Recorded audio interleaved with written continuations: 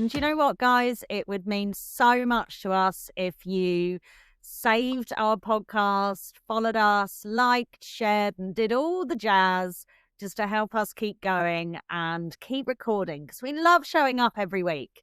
And especially Grainne, congratulations to showing up this week. Thank you, Charlotte. I really appreciate that you have recognized the fact that I'm hungover to balls. And it was really, and I was like, your phone call at 9 a.m. this morning, I was a bit petrified. I didn't even answer. I just messaged back. I know I can't do it anymore, Char. I can't do it. I was there last night. I hijacked Sandro's staff party at the Athol shop, and I just got so deep with everybody. Like, I woke up this morning being like, was that necessary? Like, was it necessary to talk to everybody and get so philosophical and deep? No, the answer is no, Charlotte. It was not necessary. And I just don't know if I can do it anymore. I don't know if me and the alcohol are friends at the moment. I know. See, we seem to be falling out left, right, and centre. First of all, it's Instagram, then it's alcohol. We're just, we're on a different journey this year, but I totally feel the same. I went out last Saturday and I was debating all day, shall I drive? Shall I drive? Because I'm terrified of how I will feel the next day of, why did I say that? Why can't you keep your mouth shut? When actually everyone really enjoys your conversation, but the pixies on your shoulder the next morning going, everyone hates you. It's just the worst. The anxiety, it's like, you can't explain it. Like, even to younger people, when they're like, oh, I don't suffer from hangovers. And it's like, no, I don't either. But I suffer from anxiety the next day that everybody hates me. The fear. Yeah. And I don't want it anymore. No, you're dead right. We don't want it anymore because we're fucking busy. Yeah. We've got too much to do. And I don't want to sit there depressed all day thinking that everyone hates me. So, yeah, I mean, my non-alcoholic journey is actually like quite good. I did that night that I had all the girls around. I did half the night with non-alcoholic wine, and then I threw in a few normal ones just because they taste better. And I felt great because I'd only had like 2 real glasses of wine, but the whole night I felt like I was joining in and part of the team. Nice. And I think that it can create a level of confidence within yourself as well, where you don't need that Dutch courage just to be outside your fucking house. It's not a bad thing to be able to go out and not drink. Like, it's a good thing. And I must say, can I just say, right, so when I went down to the bathroom this morning to pull my shit together, to jump online to see you, I look amazing though. Like, I don't feel amazing, but I have to say, I felt like I looked amazing. Yeah. Well, I even said that when you came in. I was like, I remember the days when we first met and would get drunk like every night. And I always used to say, like, the worse you are, the better you look. Like, your hair always looks so much nicer. You look like you're glowing. It must be the Irish in you that it suits you to be hungover. I don't know, but also I'm still not wearing makeup after we talked about it last week, and I'm actually really liking it. Like, I'm really liking not wearing makeup.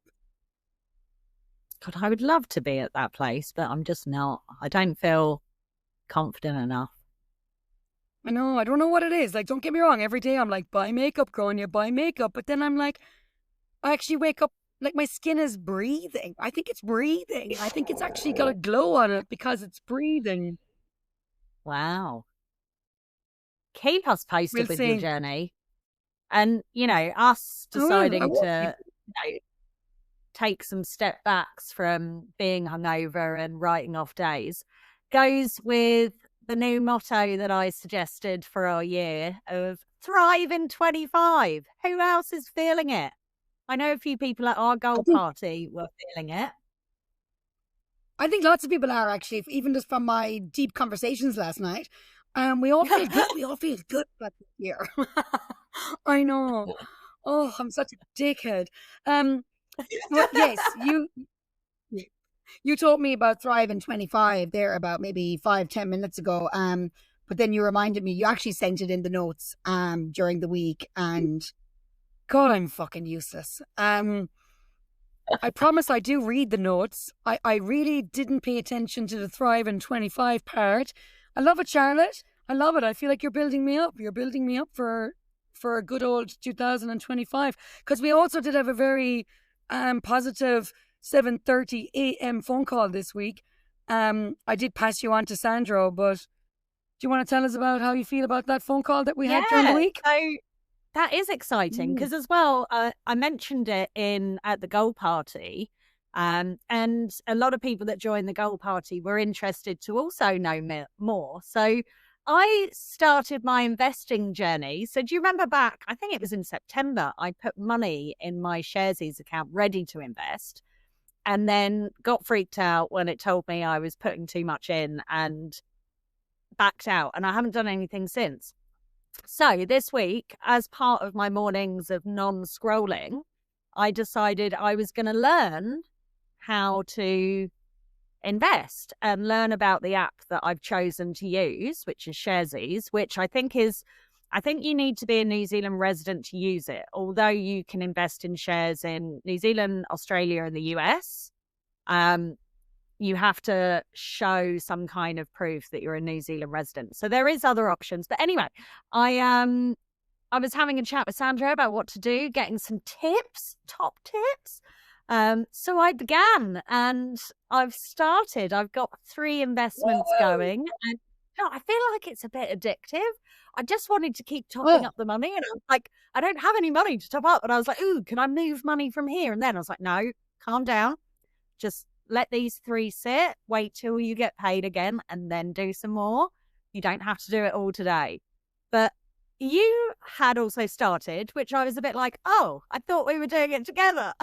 But you're using Hatch? I use Hatch, yeah. Yes, I've started. It's about, I think, it can be, when people say like, oh, I don't do it because I don't know what to do. And I'm like, none of us do. I think the best thing to do is just start. And when you were saying about money, also be willing to lose the money you're also investing, like that mindset, like, and then get addicted to watching the ups and downs in the market. Like, it's quite fun watching it as well. So it can be addictive. Be willing to lose the money that you're putting in, just, and have fun with it at the start. And you learn, I think, just by doing. So I invested in something that plummeted straight away. Oh, no, really? Oh, dear. It was in the minus immediately. So yeah, but it's fun. Sandro's been doing it for years, so obviously he's our go-to person to ask questions. So we're learning, Charlotte. I'm so proud of us. It's so good. I know. Well, it is all that, it really has had a wake-up call of, just the assets and liabilities, reading Rich Dad, Poor Dad, which I just want to make a disclaimer here. I am now enjoying. I think it was just that first chapter was the story building and just was a bit painful and long. But then the next chapter is all about assets and liabilities, and I can completely relate to that. And I understand that. And, if something's costing you money, it's not an asset. So like your house isn't an asset until it provides you money. So yeah, I think reading that as well really spurred me on, and having my mornings free from scrolling. I started watching, and Sharesies is quite cool. It's got these little tutorial videos, which I didn't even realize. So you can actually watch them and learn how to do it. So yeah, I got really into it. But if anyone's listening from like the UK or anywhere in Europe and stuff, I know there's another one which another podcast recommends, Vanguard. So if you're looking for a platform, there's 3 there that you can get started on. Create an account, put some money in, and just pick and then see what happens. Just pick anything. And like also like with Coca-Cola, you get dividends as well. And you can buy, the beauty of these apps is you don't have to buy a full share. You buy a percentage of a share. So if you've only got like $30 to invest, you can buy a percentage of a share. So, don't be afraid to start like just direct debiting $5 a week into the app and then just let it build up. And when you feel like it, just go in there and just buy a percentage of a share. Yeah, it's not that daunting actually to start once you start. But it's like anything, No, isn't it? it's Just fun. bloody start. I know, and it Um, was it was yeah, it's fun. really It's fun. fun. I was getting so into it, and then yeah, Sandro said to me that he like transfers a certain amount a week, just so that then when he's ready to go in and pick some new ones and start moving around, he's got a kitty money in there. So that's a really good idea. So I've set up a direct debit to put money in, so that I'll forget about it for a month or so, and then I'll go in and I'll be like, oh, I've got some money in there. Right, where can I put it? And the dividends, I was actually picking companies that had dividends purely for that reason, because I thought, well, that's kind of a bit Ooh. of a. But yeah, I really enjoyed it. Really. So I'm surprised. I was so scared and obviously procrastinated for 6 months after opening the account, to now loving it and wanting to go on it all the time. And then I was Googling like what companies are recommended to. It was fun. I And loved it. once you get into it further, you might be more inclined, like, to read a book about it then. Like, I'm trying to let myself just get used to it first, to get used to the lingo, get used to the graphs, get used to the watching the market go up and down before I actually then read a book about it. Because there's no point in me reading a book about it right now because it's all going to go over my head because it's a Yeah. different I feel language. like So I just, that's the case. Sorry, carry on. no, go on. That was it. I was going to say, I feel like that's the case with Rich Dad Poor Dad. Like, if I had read this 2 years ago, it would have all gone above my head. But now I do get it, and I am living and breathing what he's saying. So I found another funny thing with that. He does like categories of like poor people. What is the Mm, categories? Poor people, working class, and wealthy, and mm, how you would be bracketed into them. And I found it really interesting because everything my mum and dad do, they're in the wealthy bracket. Like, not because they're like wealthy rich, like, millions, but because of how they manage their money. Like, they have yeah. stocks and shares and dividends and, things like that. And It's hard not to relate what he's saying to people around you that you know. but I Like was you thinking can I'm kind of be definitely in the like, working class, but I don't really have anything in my asset column because everything costs me money.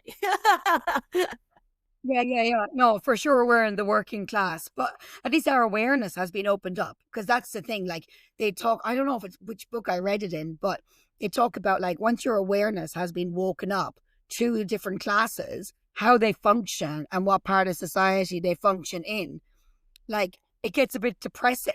Like you can actually get a bit Yeah. depressed thinking about it. It's like, and then they said, but like let yourself fall to that, like whatever that bottom is for you when you're aware and you start waking up to it all, and then build your fucking self back up.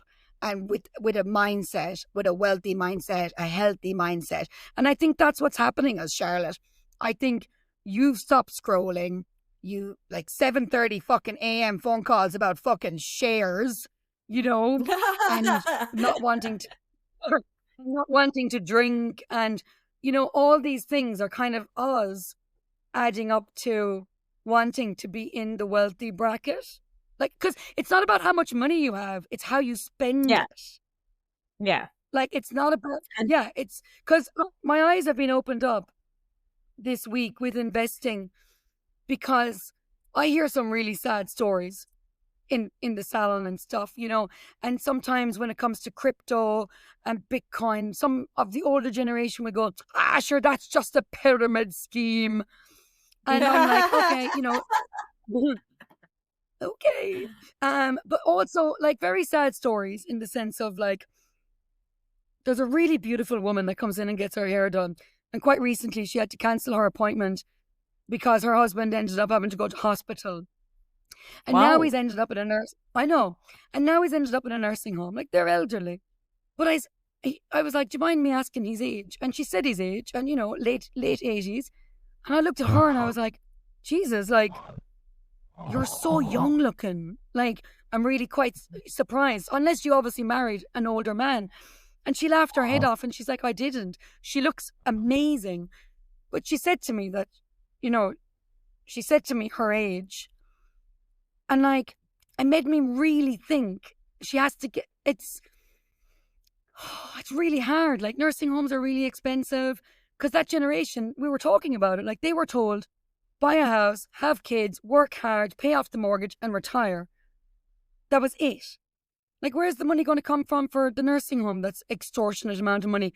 For the petrol she has to drive, like an hour and a half to visit him when he calls her and says that, like, the aliens are trying to kidnap him. Like, like, and it's only it's his chiropractor, like, just trying to do some work. And he's like, there's a cult. They're trying to kidnap me. And I was like, God, you know what? It's really sad. Like, we really have to start thinking outside the box, because retirement, like, she's only 10 years past the retirement age. Like, where's the joy in retiring at 65? Yeah, I want to be able to I know. afford living. But, we are putting things in place and we are trying to build that. And, I do feel like sometimes when I talk to people, they must think, oh God, she's really money grabbing.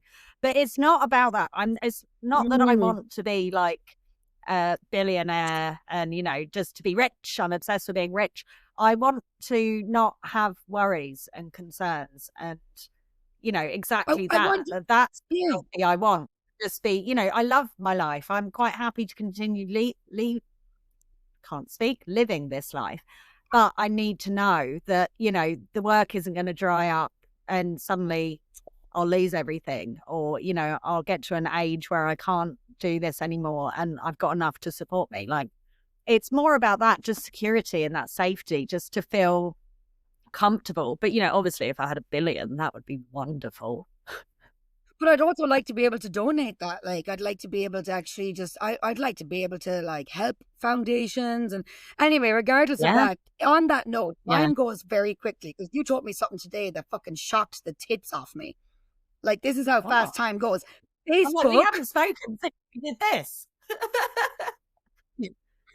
You just said it briefly before we went on to record the podcast. Oh, what did Facebook I had its say? 21st birthday. Yeah. Oh my God. So yeah, my mate Mark, who I'm friends with on Facebook, he he shared.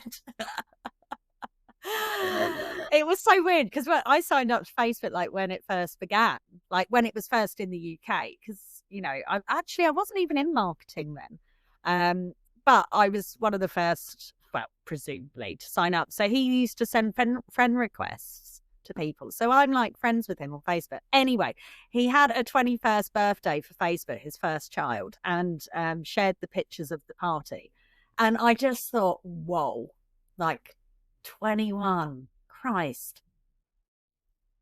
That is My husband just gets scary. going. And then I see like friends from school and their kids are turning 21 and I'm like, oh my God. Like, what's happened? Life has just gone I by with a know. blink. It has. It has gone by, because you've shocked the absolute tits off me. I'll say that. When you mentioned that Facebook is 21, I was like, oh my God, that's outrageous.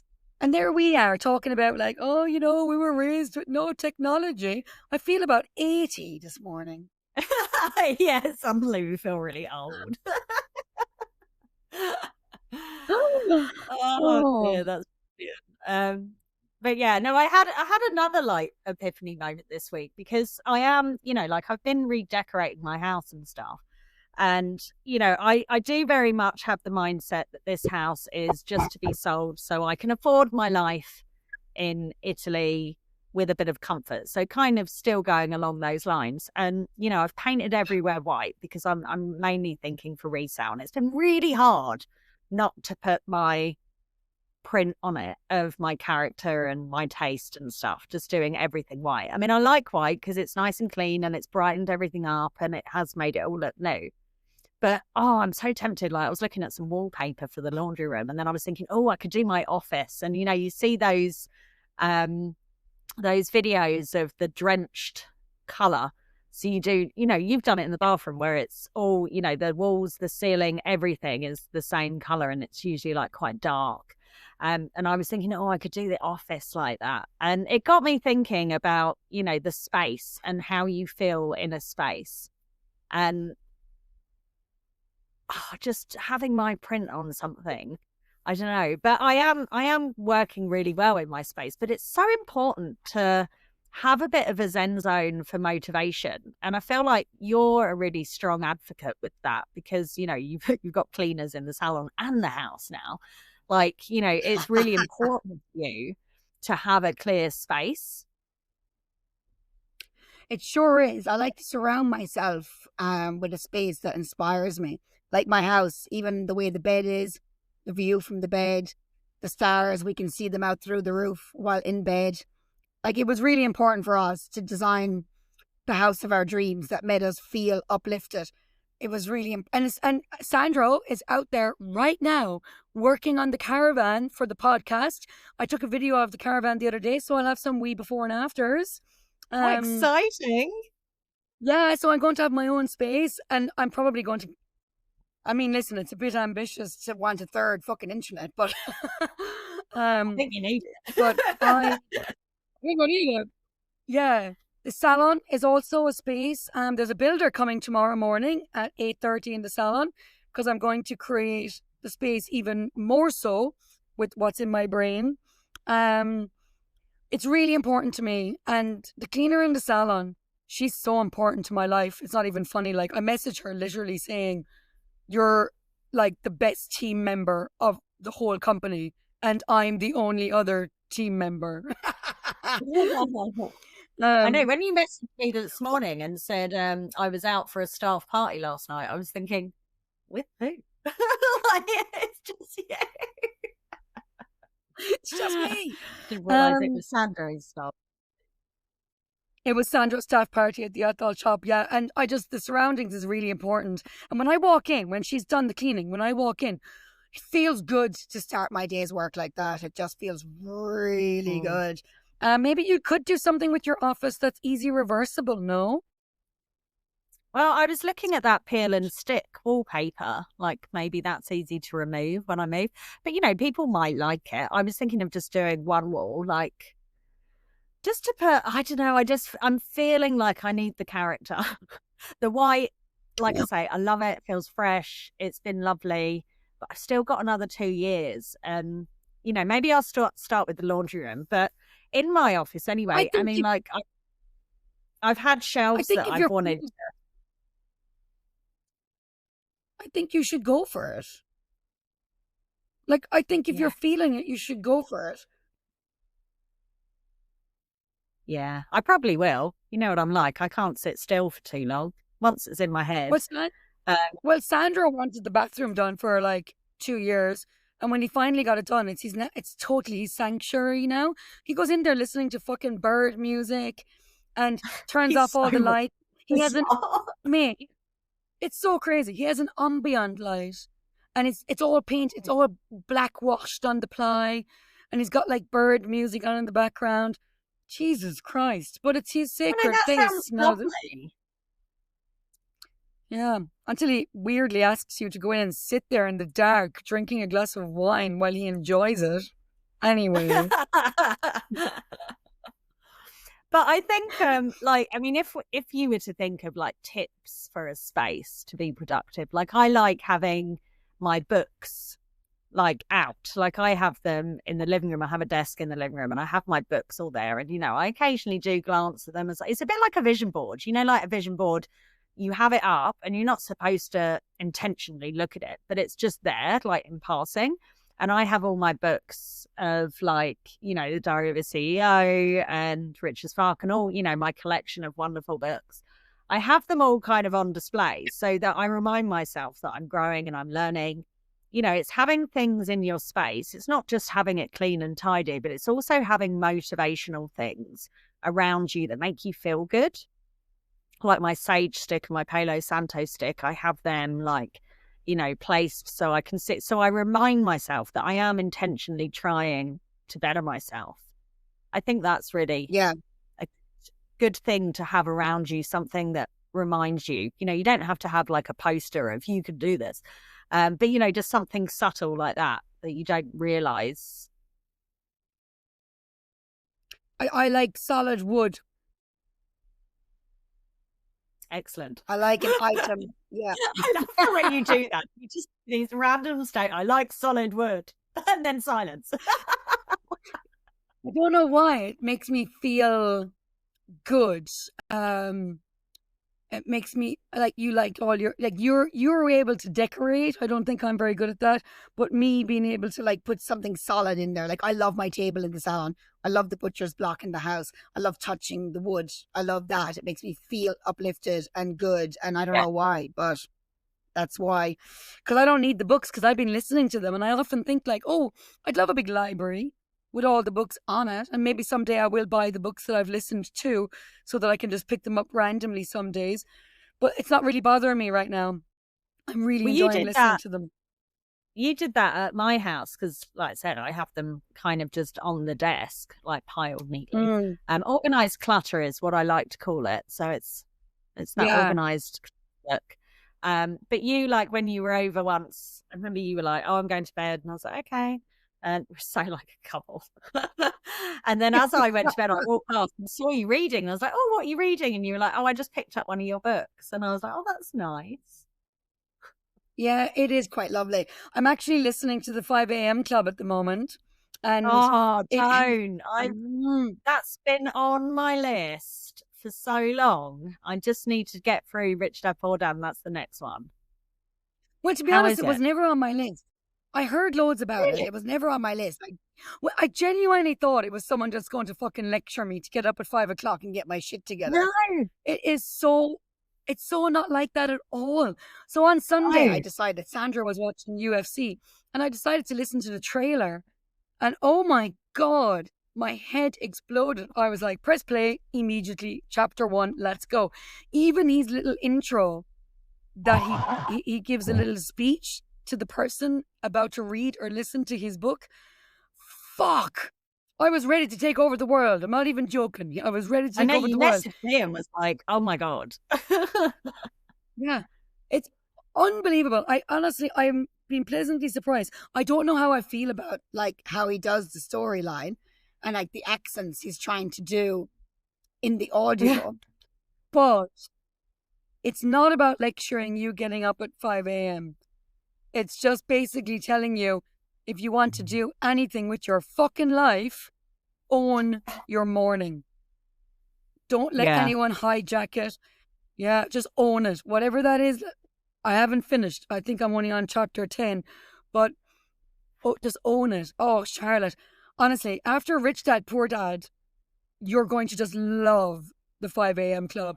It's going to, I mean, I yeah. honestly feel like you're on the path anyway. He talks about scrolling. Like, I don't know when was the book wrote? I don't know, quite a while ago because my friend Leanne in Italy, she's always kind of raved about this book. She loves it as well. It's one of her favorites. And she does And it get took up at him 4 5 years. to work out so that she gets up before the Yeah, kids are up. And it's her yeah. time to achieve things before life begins, because life begins for her at 6 a.m. because the kids are up and then they need breakfast and then they need to take them to school and the day begins. So the only time she could get anything done for herself, like work out, that was her priority last year, was 5 Well, it a.m. did make me reflect. Yeah, it made me reflect a bit on my life in the sense of, um, like I remember the days where we used to go out every night, and waking up in the morning was literally the latest I possibly could wake up to make sure I just get ready and go to work. Like Yeah. that, and wasn't productive. I was just clocking in and clocking out. And now I'm like up at 6 a.m. I'm getting shit done. I'm getting my admin done. And then I feel ready for my day. So I feel like we're already doing it. Maybe we should have read these books earlier. Oh, do you know, I keep thinking that, like, I want to say to my niece turns 18 this year, and I really want to say to her, like, I What? know because I was you once, I know you don't care, but I wish I had started all of this when I was like 18 and knew all this stuff going into my 30s rather than going into my 40s. Like, Yeah, I me wish I too. had that head start. And also, But like, I yeah, know that people say, oh, but would you be bothered? Would you have taken it in? Do you know, blah, blah. But if someone had at least just tried to educate me, at least if I didn't take it in, I might have seen something pop up and went, oh, do you remember that crazy bitch that was talking to me when I was 18? But I might have only been 23 or 24 or 25. And maybe I would have paid attention to it more because somebody had mentioned it, or so I'm not afraid to mention it to the young ones, because I'm hoping that it'll kind of help them put it when it does come in front of them, they won't hesitate and they'll pick it up.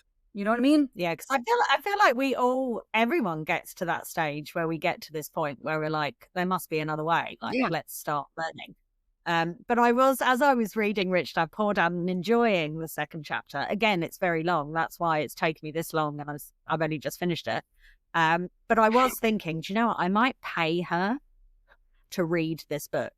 Like, because then, there's some motivation that if I say, look, I'll pay you per chapter, but you have to give me a summary at the end of each chapter so I know that you've read it. But that way, forcing her to read it. So she's at least has this knowledge in her head, whether she cares about it or not, it's in there. I think that's a great idea. Yeah. But keep reading the book, because he gives tips and tricks on how to brainwash children into like and helping them. Yeah. Because like people come to him, like later on in the book, like people come to him and they're like, oh my God, I've got a son, we want him to have a car. And then he educates like this gentleman on saying, well, give your son $500, tell him he has to like 5x it or 10x it, like in shares or however the hell he does it. And then you'll match whatever he X's it to buy his first car. But now his motivation is gone, because a car is a liability, not an asset. So he's trying to teach him how to create the money to buy the liability, Right. So, oh, clever. Yeah. Oh, it's all coming. You'll think of a way to brainwash her into doing it. Because the thing is, you can't just always do it for money, because money is the end goal. If money isn't the end goal, you actually look at opportunities of then how you can fill in a gap, or, oh, look at that gap in the market, or look at this, or look at that. It's actually very educational to work for free sometimes. So, but if money's how she does it, then I don't care, because as long as she fucking reads Well, the I'm book. just thinking that will get her started. So maybe I pay her to read like 2 chapters. And then from there, I say, right, now you've read that, you understand a little bit about what I'm trying to do. Now, I'm not going to pay you to read the next one, but if you read the next one, and I'll figure out something. Yeah, that's a good idea. I'll have a think. I'll have a think and let everyone know. What you could do is you could open up a Sharesy account under your name, but you can actually register someone on an account, and you can tell her you'll transfer money into the shares account that she can log into, and she can play around with shares with that bit of money. Ooh, that's a good idea. I know. Oh, right. And you know what? I was actually thinking this week, like, at what point do we stop reading these books?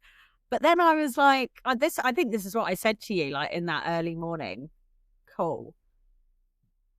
And yes, you yeah, did. like, My answer I mean, on that call that morning was very much just like, it's very important to always keep educating yourself. But I suppose it gets to the stage where you level up, or you're reading.